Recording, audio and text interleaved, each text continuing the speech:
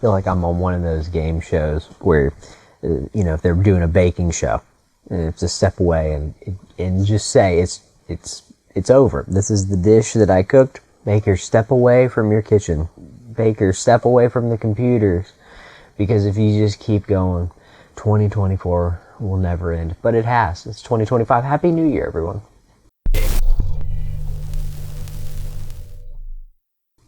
And hey, howdy, hello to you. We're talking about the top albums of 2024. We had a great time this year. I documented everything.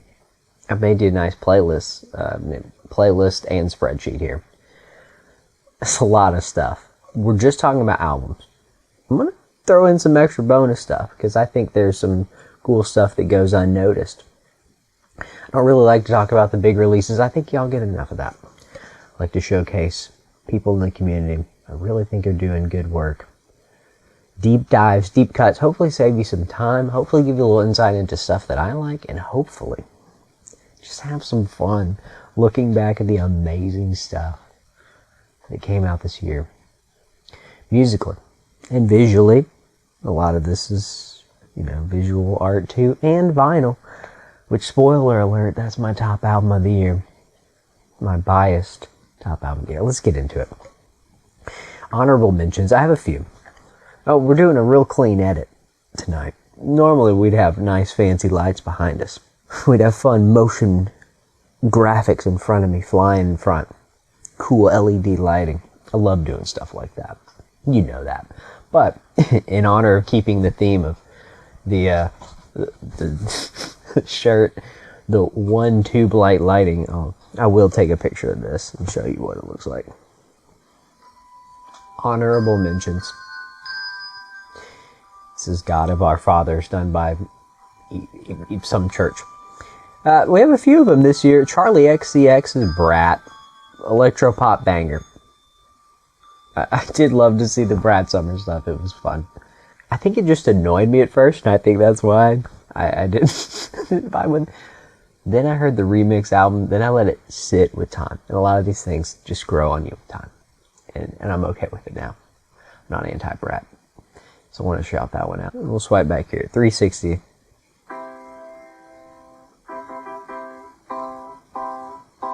Piano cover, now we're talking. Yeah, 360 was awesome. I truly did vibe out to it. Donut Seam by Adrianne Lenker was hot diggity dog. She did some great, really great indie folk stuff, especially with Big Thief. I love Big Thief. Great Americana indie folk stuff. Instantly recognizable. Let's talk about Wilco, Hot Sun, Cool Shroud.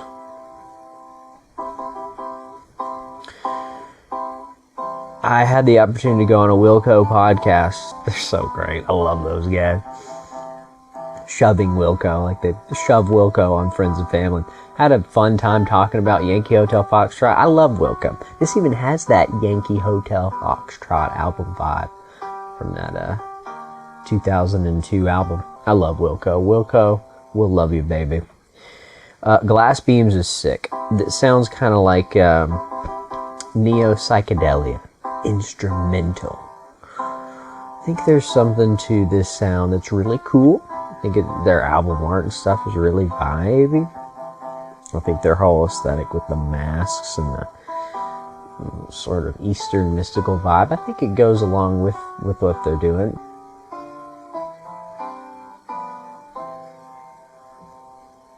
Is it possible...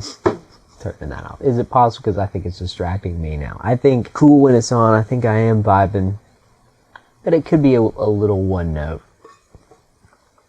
And I think that's why I forgot about it until literally just now. Going through about 600 of the top albums on albumoftheyear.org. We're in the top 30. I want to start y'all with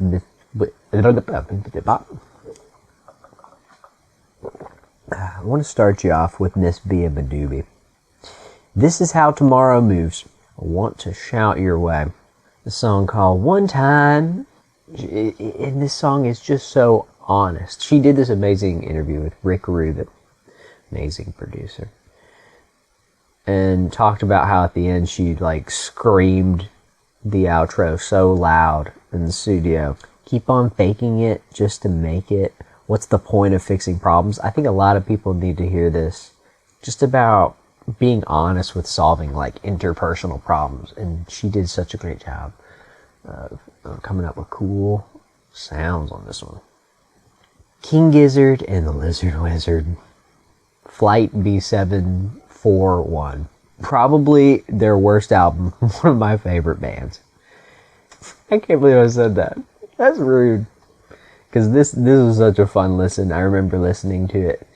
And it's fun to listen to even just shopping or doing other stuff passively. I really enjoyed it. It's very simple. The pigs on the cover are adorable. And I had such a vibe. I got my brother Michael, who is not into King Gizzard and the Lizard Wizard at all.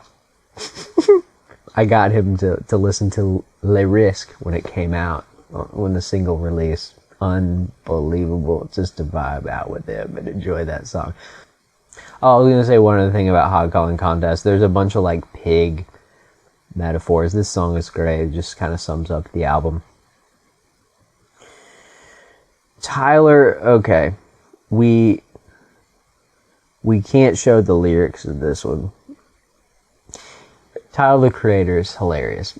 He made me laugh so much on this album. He's going through a thing, and I guess reject heterosexuality. Anyway, it's a fun listen, man. And I enjoy Flower Boy. I got Flower Boy on vinyl. Got the gold press. Talked about it in a video. Talked about Igor. Got the mint version of his album Igor. So we definitely stand some Tyler. He's just done some cool self-reflective things, and kind of like he's very self-aware of how people use him and use his fame. And I think that's just an interesting juxtaposition Tyler does. We're talking about Shawn Mendes here. Yeah, you need to listen to the song Heavy if you don't have time to listen to a pretty run-of-the-mill pop album by most people's standards. I don't think it's run-of-the-mill. There's something he's doing for the first time in this album that's standing out, for the first time in his career. And I have loved his songwriting and his voice. But I've found his albums a little weak. There's something raw, again, emotional and honest, just like that Beabadoobee. If you mess with the raw emotion in the song, you need to go on YouTube and listen to these like acoustic live sessions he did in a studio with like friends and family and people who are really into it, and they're talking back and forth. He's like interacting with the fans and then singing the songs, and those are even raw and even more emotional, and it's just this side of Shawn I've never seen, and I don't know, man, it's great. I was so happy to hear this Shawn Mendes album called Shawn. Now we're completely switching gears to the band Foxing. This is noise rock, indie rock. These guys have changed their genre like 4 times, and with every single album, maintain true to who they are. And I'm going to talk about the Albatross album too. We got them all their first album presses. There's some interesting stuff with that. I love bands that have interesting nuances with them, especially ones that are super underground, like Foxing. There's a cool story too. My friend, rest in peace, man. He showed me this band. He got to see him live and recorded him. There's a video of it still up online that he recorded of them performing early on. And it's so cool to see where they're at now. Just loud, noisy, and fun. I think it was a little bit grating, and that's why I didn't rate it higher. It feels like it's just like visceral being stuck and then wanting to wake up and get out of whatever you're in. It's a great capturing of that sound. There's this band called Tapir, with an exclamation point. Song called On a Grassy Knoll. Like 70,000 monthly listeners. I'm trying to remember how I heard them originally, and I think there was some connection with my favorite podcast, Office Hours Live with Tim Heidecker, and I think either somebody recommended this on there or they were on there, because they have a lot of bands on there. The best podcast in the world. Hilarious. And there's some music tie-ins too. Deserves higher. Because now we're in the 8 out of 10s or the 80 out of 100s is kind of how I split it. just because Album of the Year splits it by, out of 100, so people can kind of, like, rank, I guess. I just like to do it out of 10, because I'm not, I'm not nitpicking that far. That's good enough to pick it out of 10. The album's called The Pilgrim, Their God, and the King of My Decrepit Mountain. Indie folk, indie rock, fun and chill. It's really chill. Not really like indie rock, but great. Tapir. Deserve a spin. This deserves a spin because this band's been around a while, and wow. The Cure, Songs for a Lost World, when it came out, everybody was talking about it, freaking out. Robert Smith, he's back. It's like goth rock, dream pop vibe, literally dream pop. I fell asleep dreaming to it. Going through a very weird, I guess, sort of like headspace where I needed this to heal interpersonally. Just mentally, I think, feeling that exact lyric that he's talking about in this particular song that I'm recommending to you in the playlist that we're looking at here. This loneliness has changed me. We've been too far apart. This love is my everything, but nothing you can do to change the end. No, nothing you can do. And then the album wraps up that same way, like, this is it. There's nothing after this. We're left with nothing. Every time you make me leave is a lie. It's dark and sad, but like the first track alone even grew on me a lot. But if you had to listen to anything, Fragile Thing is a great song. Very dark, very goth, very demure and mindful. Not mindful or demure. Vampire Week and Only God Was Above Us. Just listen to Ice Cream Piano and weep. What a beautiful song. In dreams, I scream piano. I softly reach the high note. Everyone who's into music that I've talked to loves this album too. I don't know what it is sonically.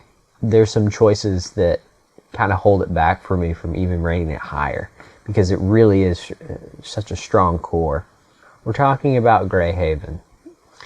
Have you heard of them? They're kind of like Tesseract, if you're into that, or Loathe. I love the band Loathe. Talked about them. The vinyl's so sick that I'm gonna drop what I'm doing and show you. Okay, so oh good, I found it. Okay, come on, autofocus. Oh yeah, matches the cover just beautifully. It's a cute little 10-inch too. It's not even a 12-inch. I like how they did that, even though I had to buy the separate sleeves from Vinyl Storage Solutions to make sure that everything's preserved nicely.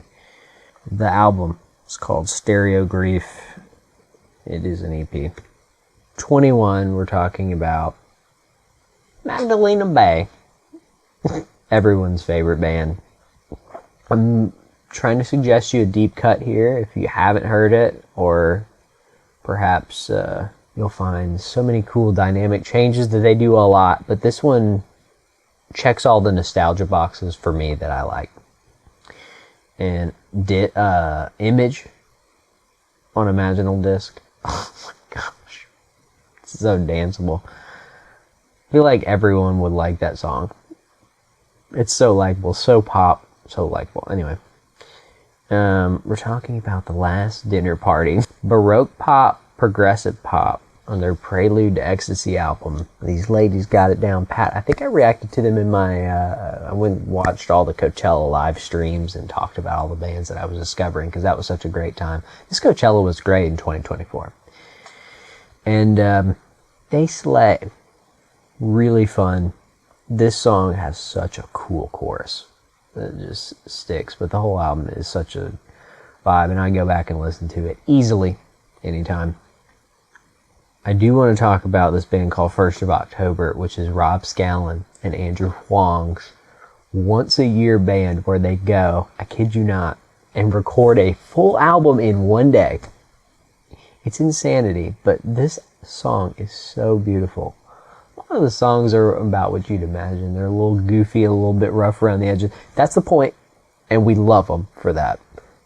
Absolutely love every single thing that they've done with that. And they document the whole thing. You can watch in video format, them writing the song. It's so great. A lot of people don't know them, which is It's still surprising to me.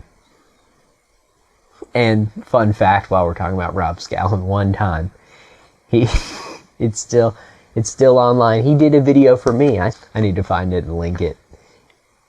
And he photoshopped a picture of me. My actual name in the video is forever embedded in this video from like 2015. I love Rob. Shout out. And we're talking about Charli XCX again. I guess I shouted her out, but included her here too because the remix album is better than the original, in my opinion. And this song, Everything is Romantic, featuring quite possibly my favorite singer right now for the past year, has been Caroline Polachek. Just technically gifted and just beautiful in every way. Caroline Polachek slayed on this feature. And the whole Charli XCX remix album, which I can talk about a little bit. Like, maybe I'll just say this. I love audio stuff. Love video stuff. I nerd out with this stuff. And I took an audio engineering class. And the guy was talking about remix projects in that class. Talking about it's not really a remix project unless you reimagine or recreate. And he's right. Shout out Craig Hansen. Because this album is exactly what you do. This is what people need to do on a remix album and recreate it so beautifully. Have you heard Marcus King? I'm not saying Mark me.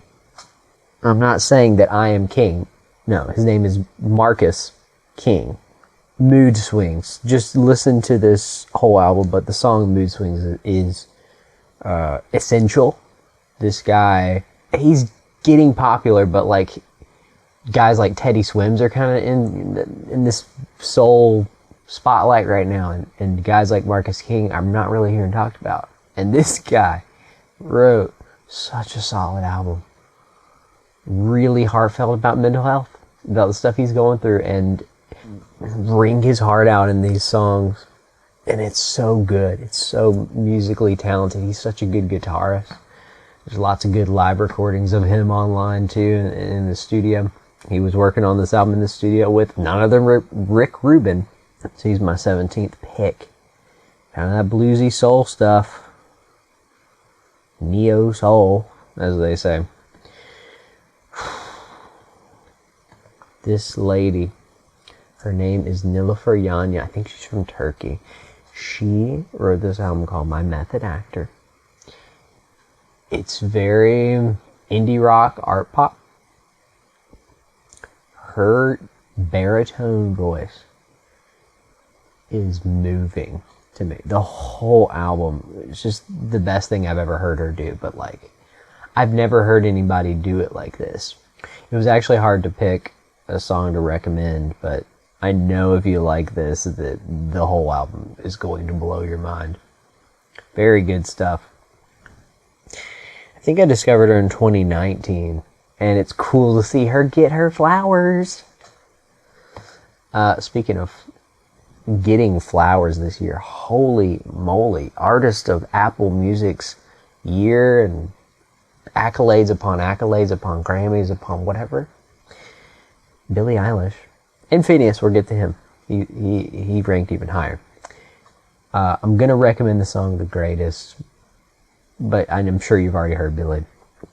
It's just showcasing how great of a song they can write. I probably would have rated it higher if it weren't for, there's some vinyl drama, and there's some absolutely atrocious, just like mixing choices, mastering choices more so on those things. And I don't want to say it's not overrated. I'm not saying that. I think there's just so much spotlight on this right now that I just want to kind of appropriately rate it. Because it's good. It's good stuff. And it deserves all the praise it's getting. So it's appropriately rated. Bon Iver with another all caps album, SABLE. It's not an album. It's an EP. And he really did like not give us enough music. That's the truth. But Space Side is so beautiful. We are so here for it, are we not, Bon Iver fans? wow. He's back in a big way. His cool represses. We're going to talk about him eventually, hopefully.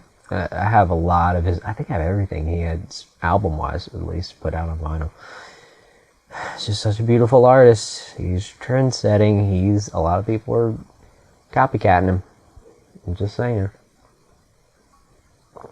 Bon Iver, Justin Vernon, Wisconsin. Really cool falsetto stuff that he does, and acoustic guitar. Clarence Clarity.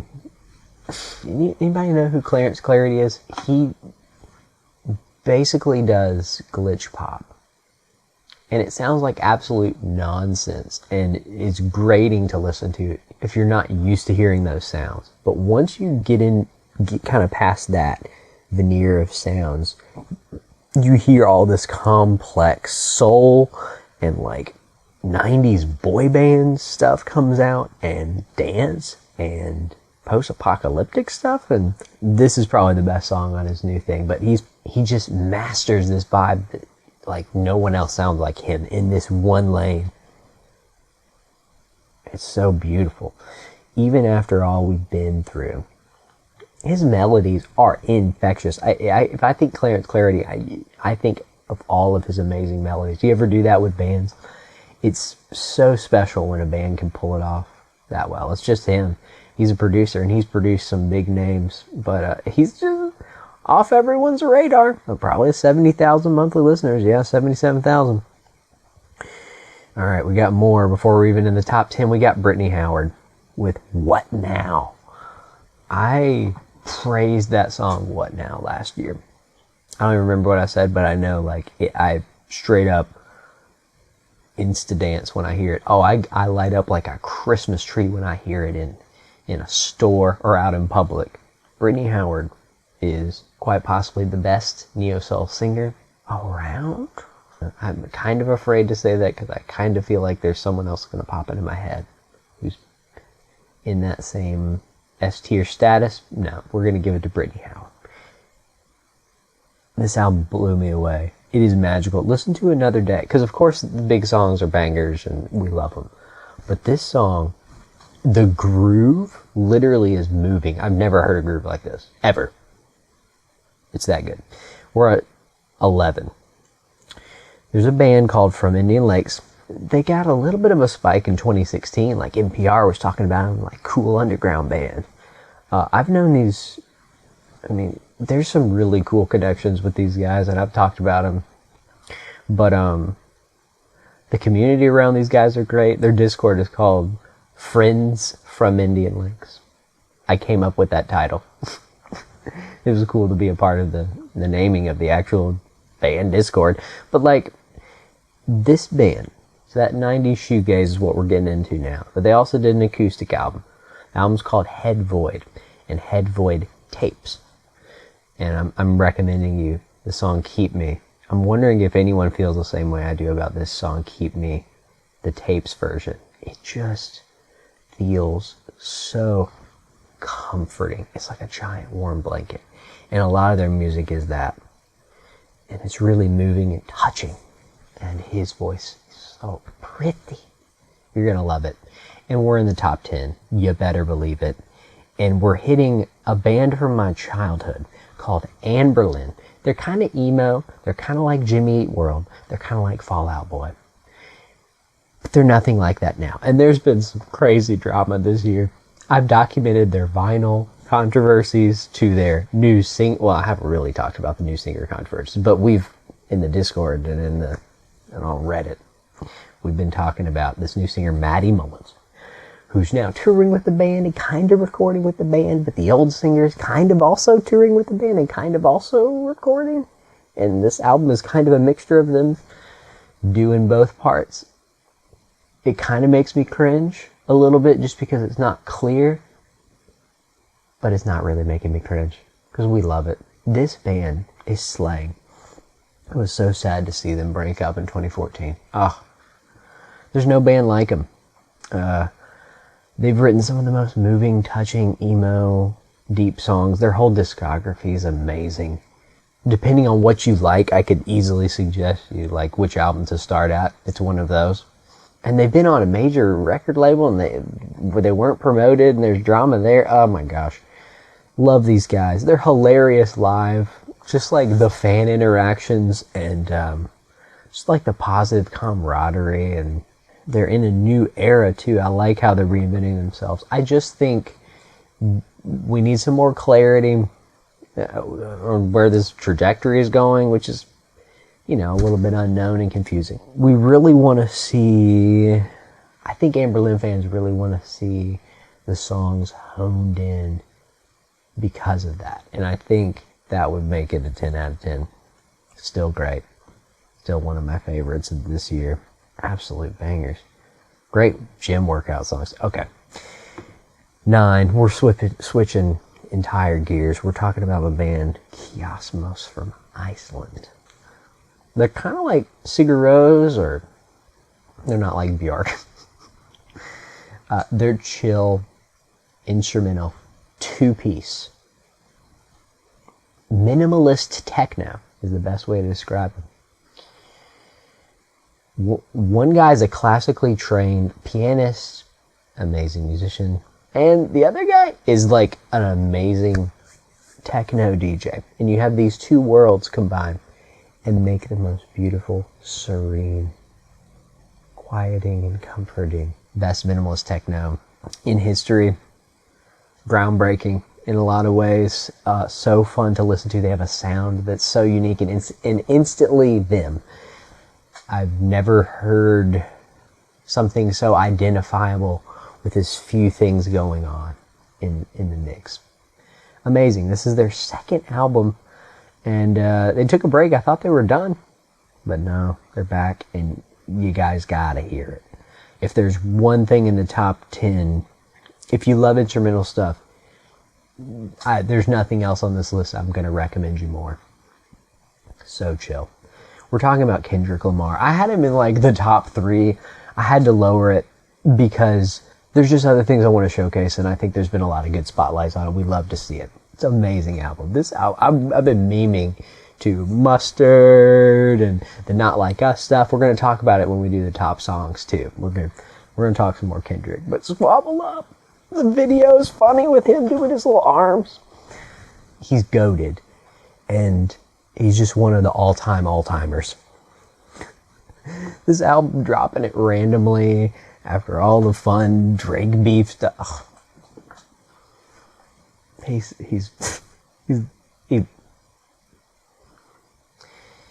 He's also lost in my mind to the man Jon Batiste. Jon Batiste redid Beethoven. It's called Beethoven's Blues. It's classical music. Boring, right? This is the most creative thing on this whole list. He reimagined the most boring classical music and made it hilarious to listen to, genre bending and twisting with twists and curves. He's so joyful, fun, loving, full of life, full of energy. I love everything about this man. And hearing a blues scale on top of Beethoven just might make your whole life. So please listen to that. Top 7, here we go, coming up. After I run to the bathroom. But it's almost 5 a.m. on New Year's. I'm putting this link in so that you can pick your interest, but you gotta watch the man perform. You gotta watch his videos. You gotta listen to him talk, and you gotta hear that joy and relish in the beauty of this art to get the full experience. Alright. I thought this was going to be my favorite album for a little bit. It's so beautiful. The song I'm pointing your way is called Lotus Eater.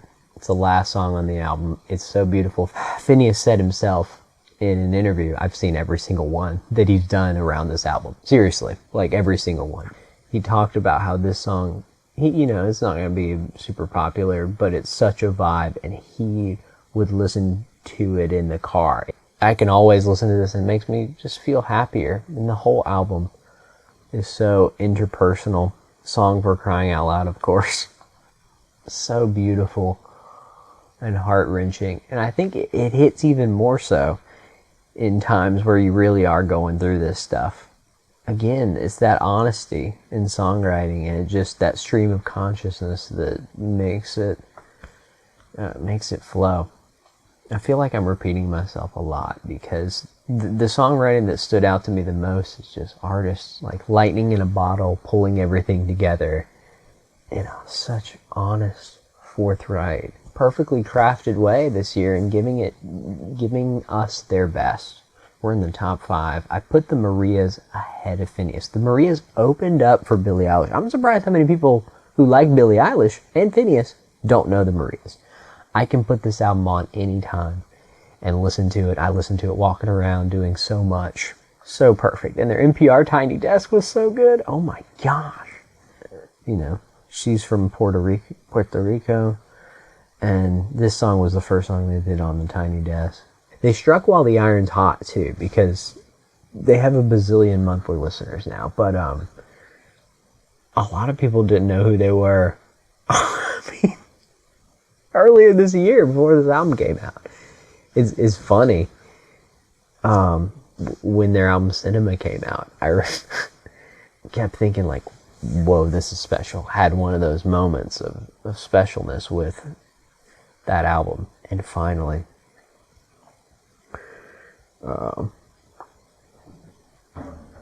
we're getting some of the coolest indie pop, dream pop, shoegazy vibes. This album ripped my head off just like the cover. I talked about them last year because I took off one point from it being perfect, because their EP was so good that I was mad that it wasn't longer. Well, we have the full-length album now of all new songs. I don't think it's a perfect album, because I still think they can do even better, dude. This is a metalcore band called Better Lovers, from the fallout of about 3 or 4 different metal bands. It's like a super group. It's kind of a weird term to use for it, but that's basically describing who these guys are. They're performing at a high level here. And their live shows are insane. You can find videos of them literally blowing fire and jumping off rafters and the antics and fun stuff. But they just sound so good. Like, their guitar tones are unmistakably undeniable. I've showed people, I'm like, dude, just listen to the guitar and drum sounds on this, and bass sounds. It's getting my award of, like, best sounding album this year. Just being able to hear these on nice speakers, it does make it more impactful, but I would say higher end speakers when you talk the thousands, and, you know, like decent few $100 headphones. But even in a car, I'm kind of like, people need to see what's going down with this band. And people have been seeing what's going down with my man Jack McWhitington with his surprise album. Surprise, everyone! No Name. Yeah, there's no name. The song titles have, you know, titles, but everyone's listening to every single song on this. I mean, the stream numbers are proof of that. I want to point your way. My favorite song, Tonight Was a Long Time Ago. The way those guitar riffs move up and down, dude, is so visceral. It sounds so good. It's probably the best sounding song on there. But even the ones that don't, like, technically sound as good are movingly, sonically interesting. And there's so many interesting moments on this. And just digging deeper and deeper and deeper with more listens just make it more and more enjoyable. I've had so many breakthroughs, moments of enjoyment with this album. It's so good. And the secrecy around it too, and the surprise shows that he's been doing that have been selling out, and been, you know, I've seen clips of it too online that have been popped up, and even the vinyl pressings.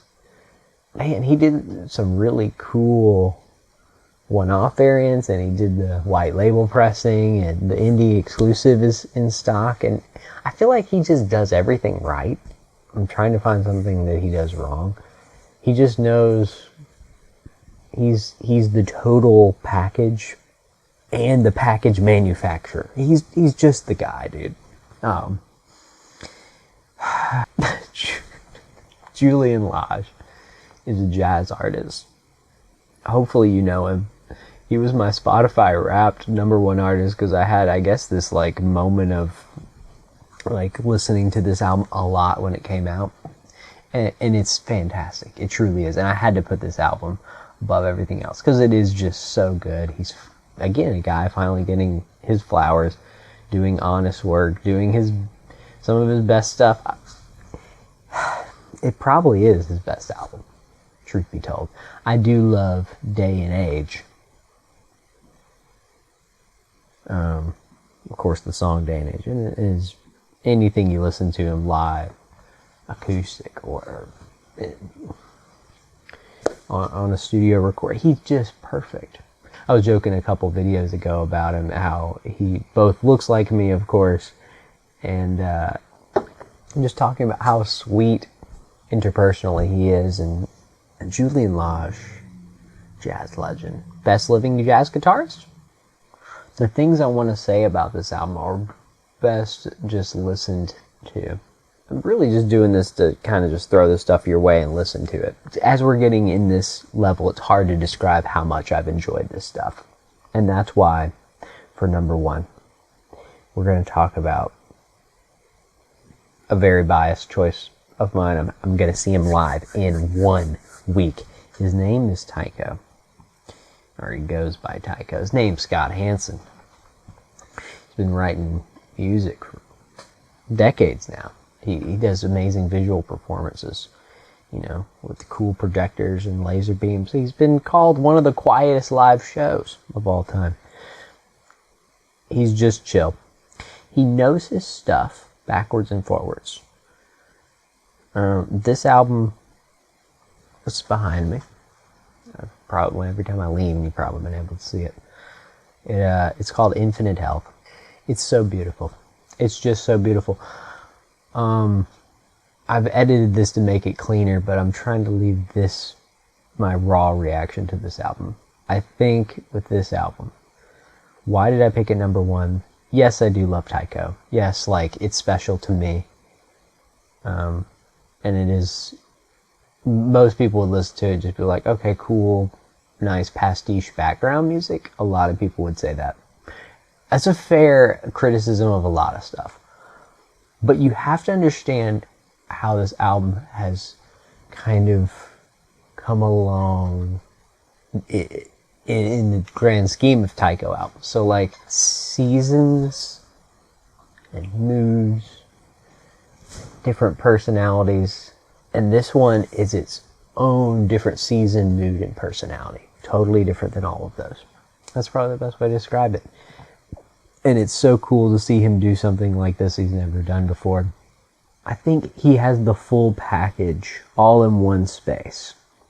He can do it all, and the people that he has are the best, and he's found a lane for himself, and the fan base is really tight-knit around Tycho that make it that much more enjoyable. How much of the things that everyone's been enjoying this year are the things around the music, too, that kind of that just keep interest alive. Tycho is one of the most interesting artists to me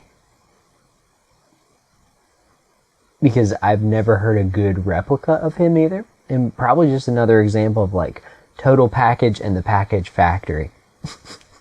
Like Jack White.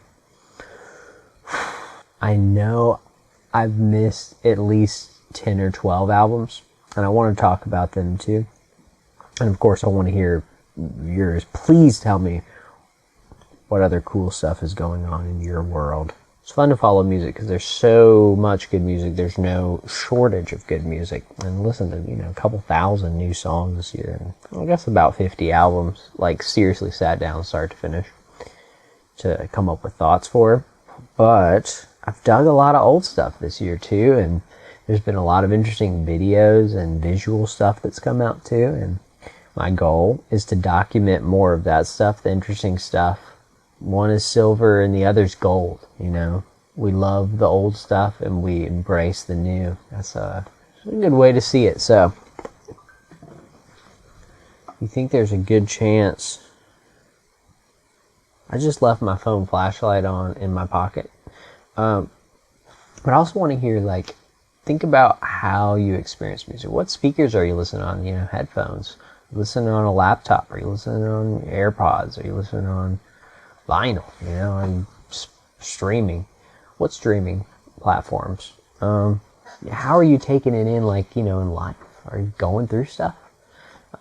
Because that's all part of the experience too, and that's a good conversation to have around the stuff, not just the stuff itself. And, you know, what are the artists going through? What are they trying to tell us? What's going on in the world? Get you through the best stuff of the year. We appreciate you stopping by. Please let me know. This is one video that I really like to know your thoughts. I've been asking everybody what your top albums were of the year. There's so many things that fly off the radar, under the radar, around the radar. What's the phrase? Well, there's so many things that fly off the radar. You know, they're not even in the radar. It's satisfying for me to go through and do it this way.